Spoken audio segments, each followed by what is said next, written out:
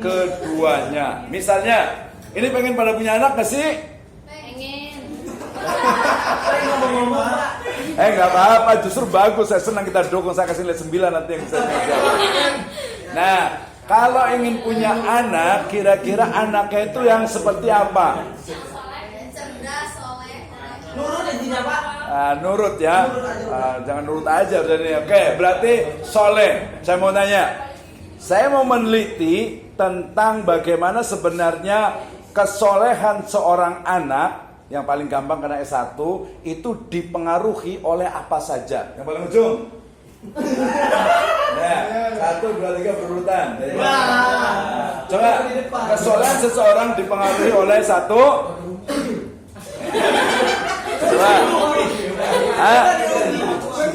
Orang tua, oke, boleh. Orang tua, ibu bapak ya. Sebelahnya lingkungan, oke, betul. Teman, betul. 3.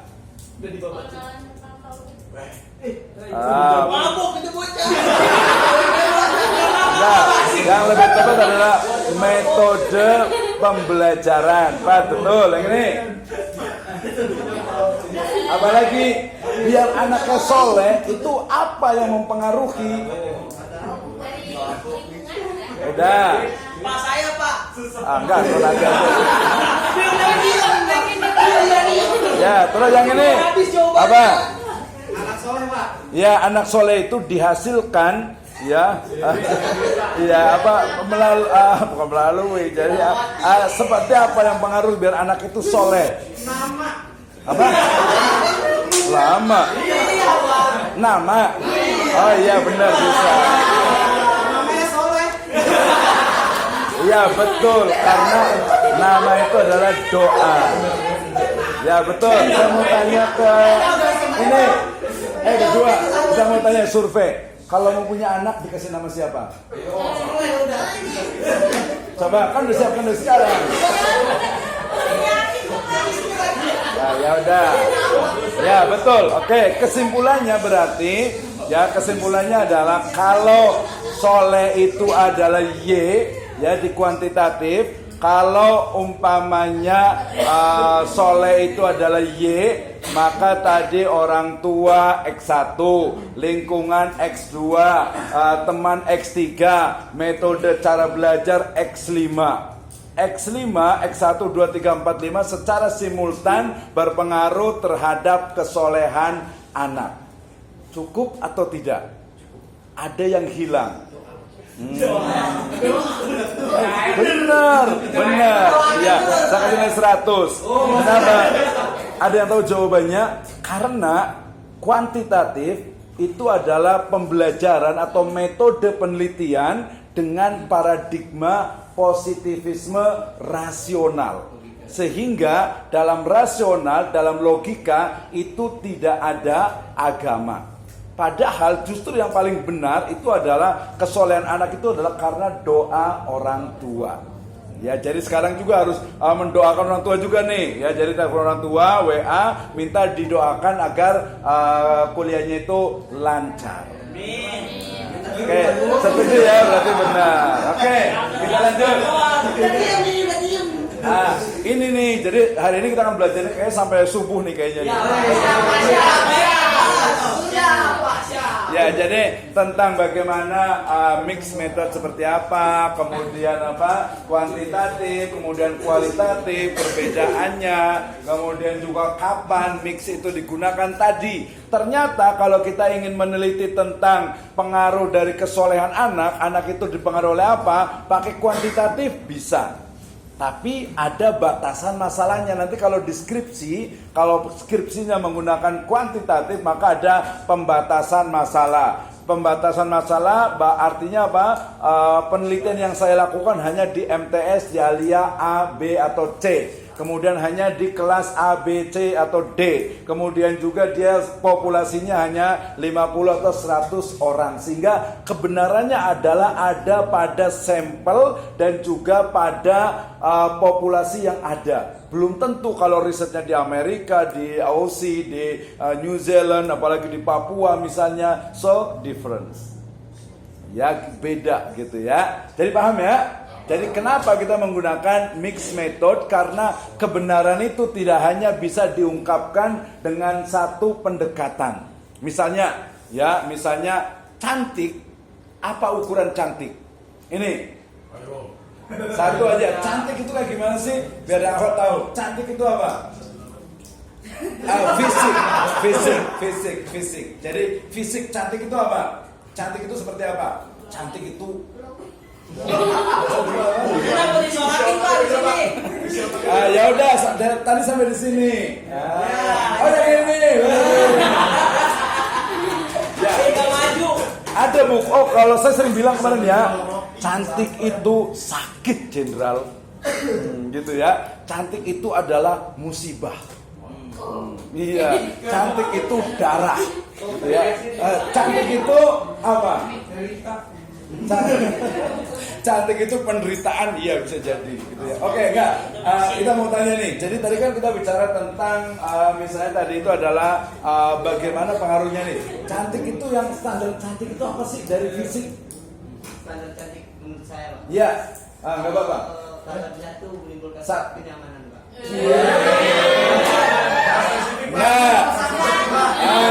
Ada yang tahu kalau kenyamanan itu dia kuanti atau kualitatif, karena dia sangat subjektif, interpretatif. Ya kan kenyamanan beda-beda orang. Balik lagi, yang real, yang empiris, yang kuantitatif. Cantik itu seperti apa? Rambut putih Pak, glowing. Kalau umpamanya kita kasih contoh misalnya ini siapa? Rihanna, cantik nggak? Ya, berarti alhamdulillah, berarti nggak kenal.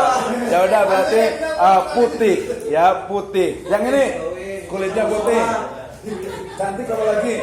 Mancung. Apanya nih mancung? Itu dia mancung. Oke, yang ini. Manis itu ya gimana ya? Aduh manis itu gimana? Kasih gula. Ya, yang ini tidak terlalu tinggi. Tidak terlalu tinggi, tidak terlalu pendek juga gitu ya. Berapa ukurannya? Kuantitatifnya berapa senti?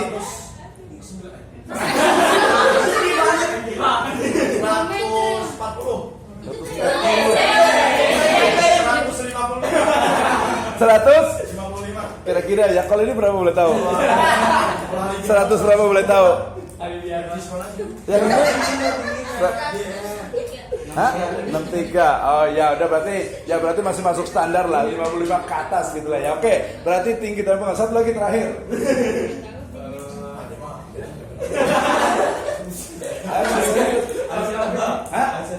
Alisnya tebal. Bebas dong, bebas. Oh bisa disisir, bisa diikat gitu ya.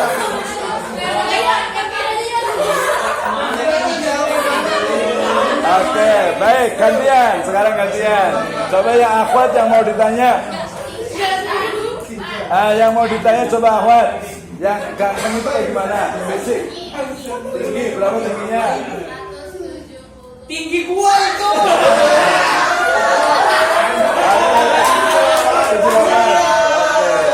Terima kasih. Yang ini ya. Kok sama sih? Ya, yang kedua selain tinggi apa lagi?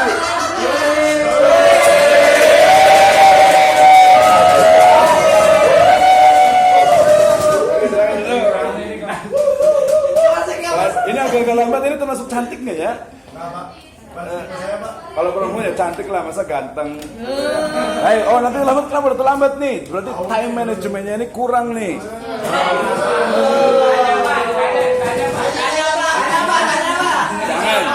Jangan. Nanti yang nanya calonnya aja, berapa maharnya. Oke, baik, terima kasih tadi sudah mewakili, nggak apa-apa, jawab nggak apa. Karena apa? Karena memang penelitian itu tadi kan kita bicara tentang kualitatif. Jadi tadi kalau mamanya yang kuanti adalah tinggi. Saya mau cari pasangan yang tingginya itu 160 sampai 169. Berapa? Iya, lupa aja. Tinggi banget kayak 860. Iya. Ya nggak apa-apa lah, namanya itu nggak bebas saja. Tapi ingat, termasuk juga ini ada riset kualitatif. Ada riset kualitatif. Saya mau nanya nih. Hipotesis. Sukanya, bukan sukanya, tidak sukanya makan apa? Tidak sukanya. Tidak suka makan apa? Makanan yang haram. Betul ya Pak? Salah. Kalau yang haram ya jelas lah, itu nggak usah ditanya. Maksudnya itu jenis makanan yang salah yang tidak disuka, Pak. Jengkol suka, semua suka. Semua suka berarti ya? Oh nggak ada yang nggak suka berarti. Berarti jodohnya nanti soalnya serba suka berarti. Enggak Pak, kalau jodoh beda lagi. Kalau jodoh gimana? Kriterianya Orang nggak ditanya apa ini? Yang belum datang siapa ini ya? Coba makanan yang paling tidak suka Pak. Bahwa hati-hati terutama yang belum pernah menikah dengan makanan yang tidak kita sukai. Bisa jadi pasangan kita itu adalah justru yang paling suka dengan makanan itu. Nah, coba saya mau nanya jujur, insya Allah tidak mengurangi ini ya. Misalnya nih, siapa yang mau ditanya nih? Oh yang baru datang berarti. Oh ya nih yang mau tanya nih, survei. Coba abinya atau ayahnya gak suka makanan apa? Ini aja kuis nih berarti nggak ada pete. Ibunya suka nggak? suka. Kan bener. Berarti hipotesa pertama bisa dirikan. Oh yang itu. Coba nanya, nggak orang ini ya. Ibunya suka makan apa? Ibunya suka makan jengkol. Bapaknya suka nggak? Bener nih. Berarti 2, saudara kedua berarti benar. Yang ketiga siapa ya? Oh yang itu. Ibunya suka makan apa? Yang nggak suka, Ibunya. Berarti kalau ayahnya, bapaknya suka nggak? Oh dua-duanya nggak suka. Oh berarti pengecualian betul. Berarti tidak semuanya. Katanya ada beberapa survei mengatakan nanti juga sama ketika kita misalnya punya pasangan, bisa jadi pasangan kita itu yang namanya jodoh itu justru malah yang bertentangan dengan kita. Nah orang yang kalem banyak ketawa. Ini biasanya ini kalau kayak gini nih. Biasanya suaminya itu kalem. Betul. Kalembur. Betul. Kalembur. Ada gitu ya. Tapi itu baru hipotesa. Tapi kita lihat aja, harus ada surveinya juga. Bener nggak sih seorang akhwat yang suka biasanya itu dia agak tomboy, biasanya pasangannya justru malah dia yang kalem, yang nggak banyak. Ya, oke, lanjut. Ya, ini yang kita pelajari. Lanjut. Iya, ini ya. Apa ini kuantitatif. Ini sudah belajar. Siapa yang sudah belajar? Saya mau tanya nih, ya di kuantitatif. Ininya nih ya. Jadi kita belajar itu 2. Jadi kita tadi belajarnya itu adalah pertama itu adalah kuantitatif, kemudian juga kualitatif. Saya mau tanya agak serius nih. Yang baru datang siapa tadi? Yang ini aja deh. Yang udah belajar metode kuantitatif itu apa? Metode ilmiah. Ya, betul. Iya, ada ilmiah, ada alamiah, ada ilahiyah. Berarti yang benar adalah metode penelitian kuantitatif adalah tadi saya udah ngomong perasaan ya? Atau saya kadang-kadang itu suka agak-agak ini dejavu. Iya.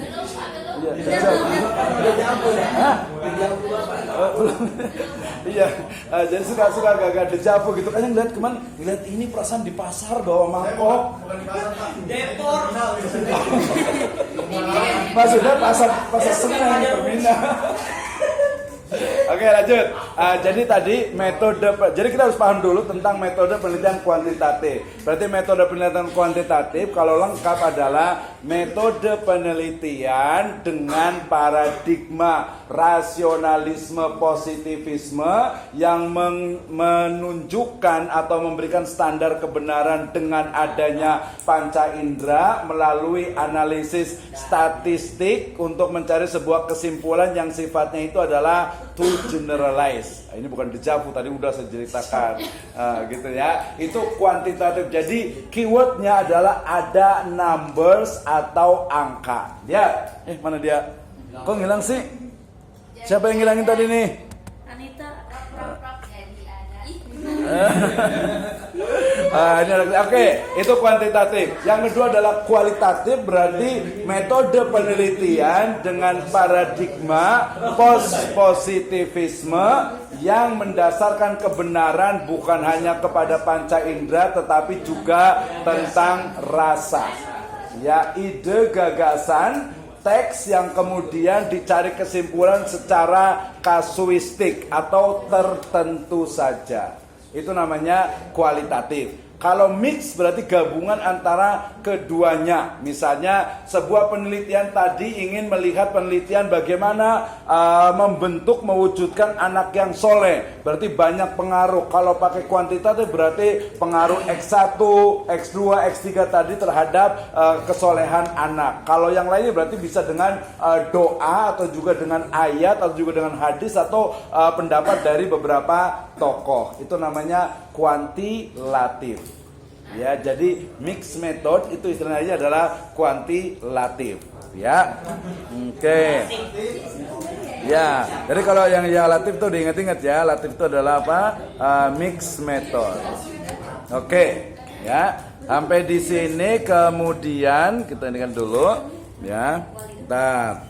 Ya, kuali dulu atau kuanti dulu?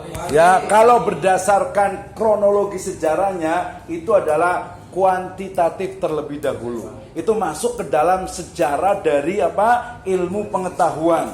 Misalnya ada orang zaman dulu nih, di zaman Yunani itu, ya ingat Yunani bukan Bunani, tetangga saya Bunani. Itu Panano itu. Ya oke. Jadi ketika dia berdiri di sebuah lapangan, kemudian melihat matahari itu kemarin itu terbit dari timur dan tenggelam di barat, apa yang dia yakini?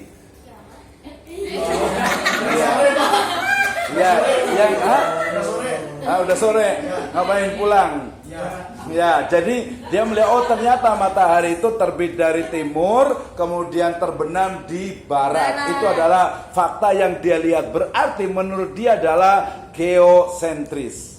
Artinya bumi dan juga manusia itu menjadi pusat dari tata surya. Itu pengetahuan yang pertama. Yang kedua adalah bahwa ternyata dengan munculnya teleskop, dibuatnya teleskop, menemukan bahwasanya pusat tata surya itu adalah bukan bumi, juga bukan manusia, tetapi adalah matahari. Betul tidak? Ya, betul dalam konteks tata surya. Tapi dalam konteksnya galaksi, maka bukan lagi matahari. Matahari itu hanya pusat dari tata surya kita. Sementara di sana ada Bima Sakti dan juga galaksi yang lainnya. Paham? Nah, kemudian sebuah kebenaran, misalnya bisa tidak sebuah logam itu logam besi itu bisa menjadi emas, bisa nggak? Bisa. Caranya bagaimana? Hah? Logam, itu berarti nanti pakainya adalah namanya itu eksperimen. Nah, eksperimen metode penelitiannya. Nah, kemudian tadi dengan ada positif pertama itu adalah mitos atau legenda. Ya, legenda misalnya Gunung Tangkuban Perahu itu dari kapal yang ditendang. Misalnya gitu ya. Itu adalah mitos atau legenda. Itu awal yang pertama. Kemudian yang berikutnya adalah muncul Renaissance atau Aufklärung, di mana mitos, kemudian juga kalau di Eropa itu ada keyakinan gereja yang kemudian itu dihancurkan semuanya, muncullah rasionalisme atau positivisme. Sebuah kebenaran hanya dianggap benar kalau dia itu pasti berdasarkan angka. Ya, angka atau numbers. Tapi kemudian orang-orang sosial mereka mengkritik, nggak bisa tidak hanya dengan angka tapi juga sesuatu yang alamiah, ya, yaitu tentang fenomena di masyarakat. Ya, kenapa sih misalnya di Mentawai misalnya orang kok mau badannya itu ditato semuanya? Ya, tato itu sekarang seolah itu menjadi sebuah budaya. Ya, padahal dalam Islam mungkin tidak boleh gitu ya, tato gitu ya, haram gitu ya. Tapi kok kenapa masih ada? Ya banyak ya, itu berarti menurut mereka itu tato itu pada masa lalu itu adalah memang untuk menangkal dari kekuatan jahat. Sama juga zaman dulu mungkin masih ada yang percaya dengan apa? Keris gitu ya, dengan kujang, dengan batu akik misalnya gitu ya, dengan benda-benda yang lainnya, termasuk juga mungkin yang ada di rumah kita, di sekitar itu banyak sekali. Oh, itu adalah sebuah juga kepercayaan. Alamiah, ilmiah, atau ilahiyah. Nah, itu kalau ilmu sosial itu diserahkan kepada interpretasi masing-masing dari siapa? Dari subjek penelitian. Nah, kenapa tadi yang di sebelah sana kenapa pakai peci? Coba saya mau tanya nih. Nah, jadi kita harus survei kepada 3 orang yang pakai peci. Gitu ya. 3-tiganya. Ya. Kenapa pakai peci? Jadi nanti kita akan temu itu namanya nggak bisa pakai kuantitatif. Ya tadi pengaruh peci terhadap kegantengan seseorang. Bisa nggak kira-kira? Ya. Ya kalau memang udah ganteng sih memang iya, tapi kalau udah abstrak ya tambah abstrak jadi ya. Oh gitu ya. Terima kasih gitu. Jadi pengaruh peci. Oh berarti tambah pede ya pakai peci ya. Kalau dibuka coba peci dibuka. Botak soalnya Pak. Oh botak kayak ininya. Tapi justru di sini ada cewek akhwat yang suka botak nggak? Nggak bisa, itu kan sendiri. Coba jujur nih, ada kalian suka ini suka botak nggak? Ini. Oh berarti jodoh Anda bukan di sini, ya tapi di kelas lain, di tempat lain gitu ya. Oke lanjut, ya. Ini agak-agak ini sendiri nih. Jadi tadi kuantitatif, ini adalah kuantitatif ya. Ini beberapa buku yang bisa digunakan. Ya kita tahu nih kuantitatif. Kemudian ini level yang kuantitatif. Ini apa dokter ini? Nanti ini kita kasih. Ini model penelitian untuk yang kuantitatif. Mulai dari deskriptif, ya, kemudian komparatif, kemudian lebih dari 2 sampel, korelasi dan regresi sederhana. Nah, yang S1 itu hanya 3A. Alhamdulillah, Masya Allah ada. Ya, alhamdulillah. Belum apa-apa nih gitu. Kita ada Nisa, kayaknya kita sholat jamaah. Ya ini 3A, kemudian ini 3A ini adalah S1. Kemudian 3B ini adalah biasanya itu ganda itu S2.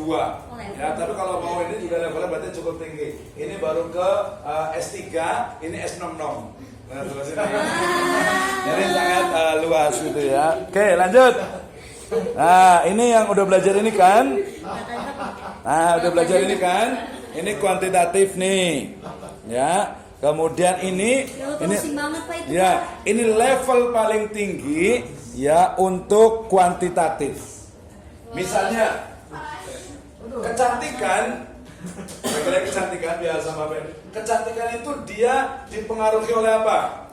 Skincare. Bisa, tapi kalau yang